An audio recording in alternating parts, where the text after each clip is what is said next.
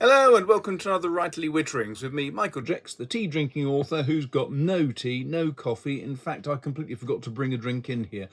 This is Tuesday, the 2nd of July, and I'm doing a quick update for you on something that people have been asking for, which is a review of the Kuru Toga slider from Mitsubishi. So let's get into it.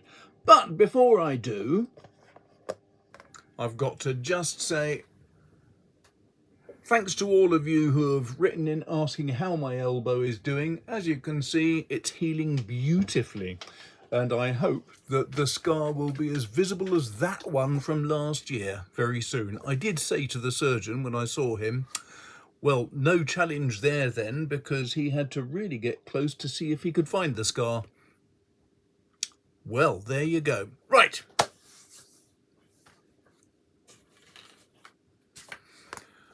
On with the Kuru Toga from Mitsubishi. Now, you get lots of different types of pencil nowadays. There are pencils which are old-fashioned wooden things, he says, dropping the eraser on the floor.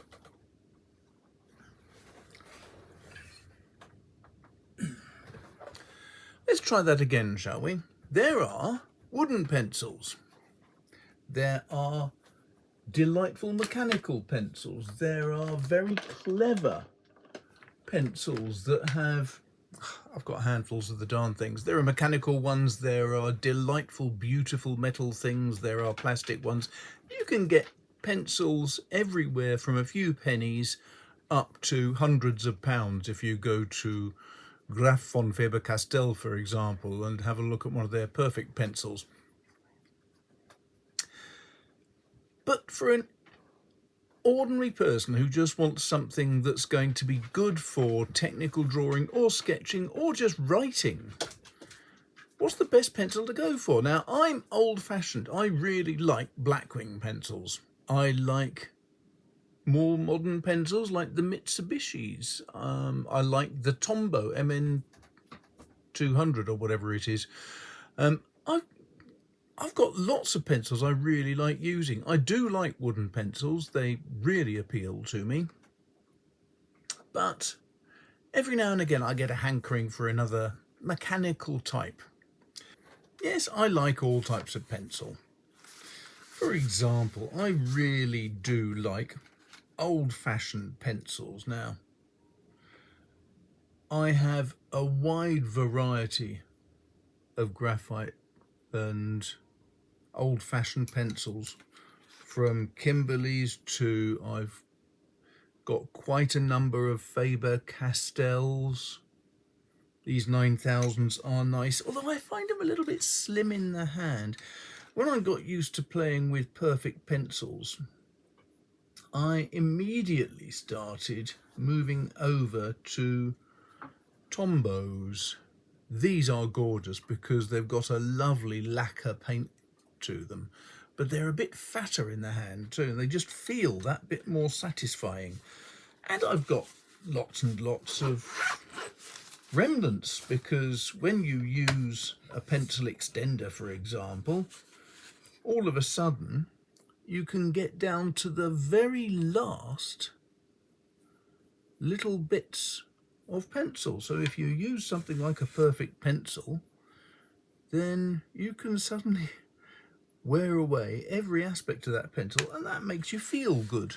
But I also like pencils like mechanical Koh-i-Noor and also Faber-Castell and Rotring and other pencils, because these clutch types are really nice to use. They feel good in the hand and they're ideal for sketching.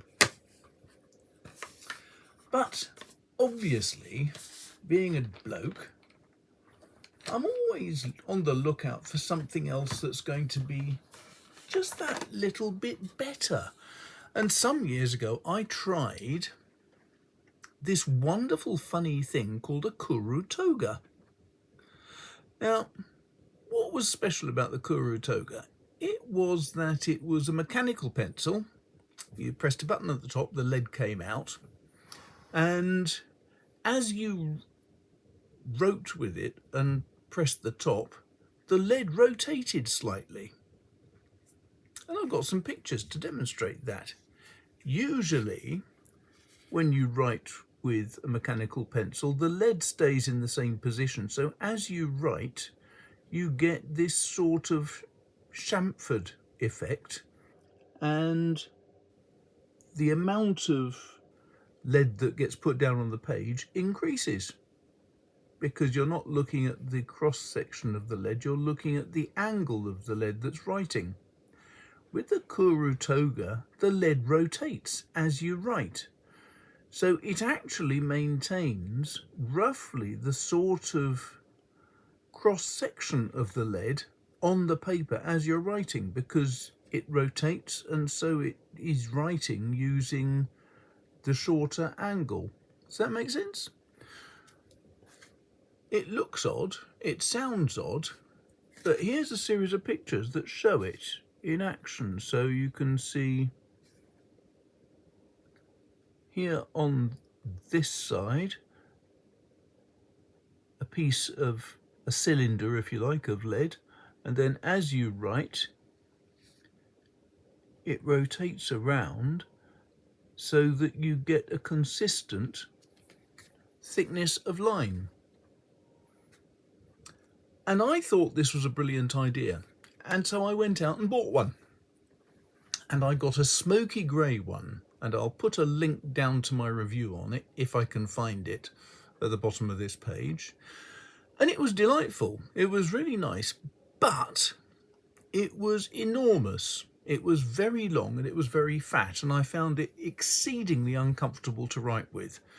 But I could see the benefit of the way that the lead rotated, and so I gave it to a student architect I know in case she might find it handy for her technical drawings. My daughter still has it now, so it's not here in the house, it's many hundreds of miles away. But it had a couple of problems with it. It wasn't just the thickness that made it a bit of a pain. It also had the lead sleeve, you know, the sort of nib protective bit that stuck out. And I've always disliked them, because you put something like that in your pocket and you're liable to stab yourself. It's like using a pencil and putting it in your pocket when you've just sharpened the tip, so it's very, very sharp, and you stab yourself when you put it in your shirt pocket. Not appealing. But then I discovered that they have this new type of Kuru Toga where the sleeve doesn't stick into you, and this is it. So what is this? This is the latest version of the Kuru Toga. It is 0.5mm, and I think it's absolutely splendid. It cost me 10 quid from Cult Pens, because they're quite reasonably priced chaps. And let's just go through it. So it's got a consistent cylinder, apart from the end here. The clear plastic section, the clear acrylic, is actually sort of rippled somehow. I don't know how better to put it, but there's a sort of a ridge here and a ridge here, which you can feel as you hold it, and it doesn't seem to allow your fingers to slide down it, which is good. It's a lot slimmer than the old one. It is, I think, just about 9 to 9.5mm in diameter. That's good. It's a lot better than the old one, which was, frankly, not comfortable to hold or to write with. Now, I've just realised that actually there's the acrylic here, there's a black spacer, there's a black end here, but this bit, this little grey section, smoky grey colour, is actually rubberized. It could be silicone, it could be rubber, I don't know, but that's one reason why your fingers don't slide off it, which is good. At the top end we have a simple cap, which when I press it, the lead is advanced. You can hopefully see the lead appearing there. Press it again and the lead and sleeve retract. Pull the cap off and you have an eraser, a rubber. It is replaceable, and inside there, I'm not going to turn this up because I did it the other day and a whole bunch of leads fell all over my floor, which was difficult and embarrassing, but it has storage for at least another 5 leads in there, so this is enough to keep you going for a long time. Right, so let's have a look at the actual mechanism down the bottom here. So I'll advance some lead. Now, you will see there's a sort of orange interior to it.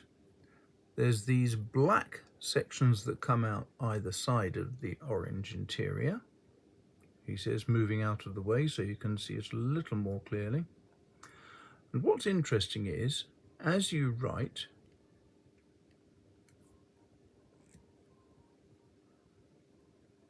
this orange section rotates.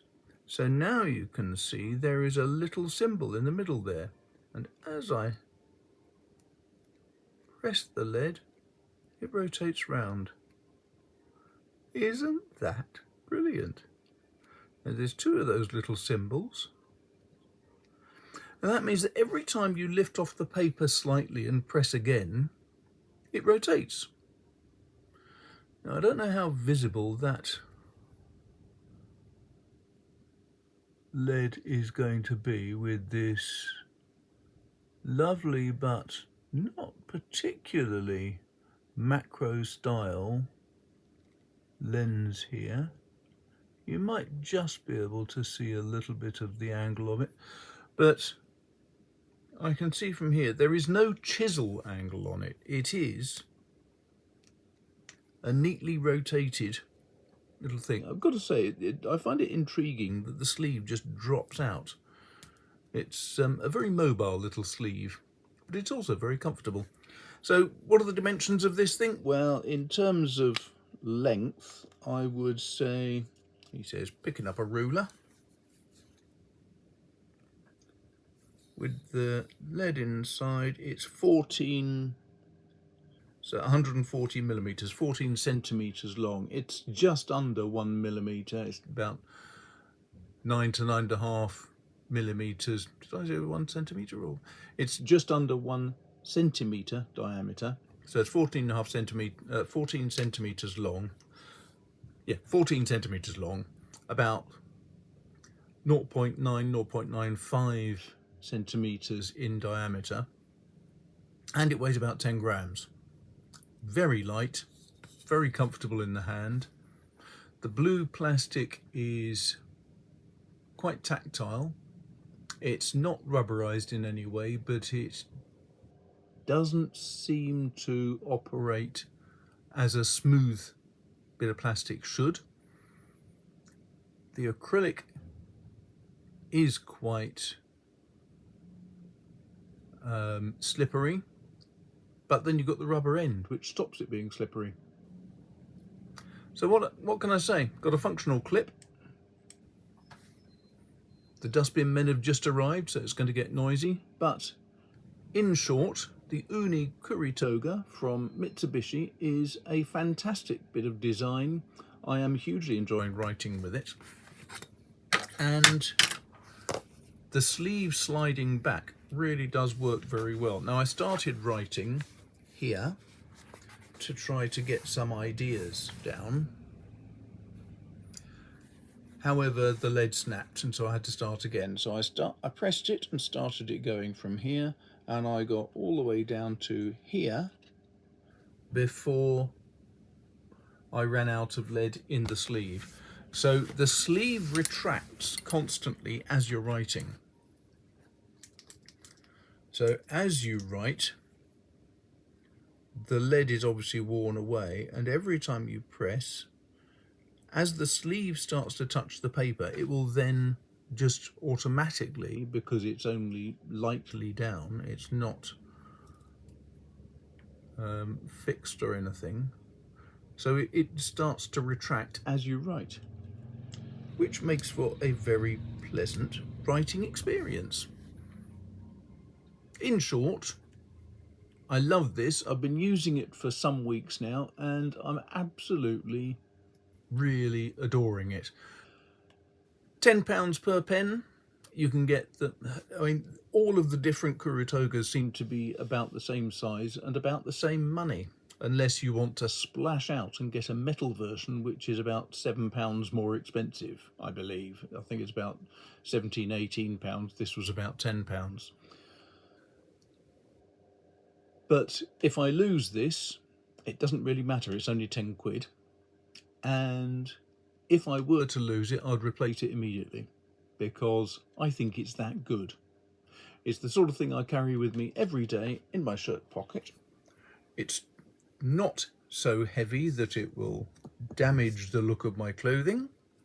Obviously an essential problem, but it's always there and it's fantastic. So there you go.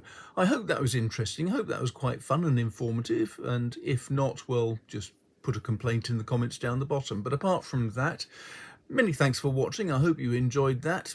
If you wouldn't mind, it would be really good if you could hit the like and subscribe and the bell button and all that sort of stuff, because it helps move the algorithm so that my YouTube videos get seen by a few more people. But apart from that, thanks a lot for watching, and just in case, here's a couple of dogs going potty.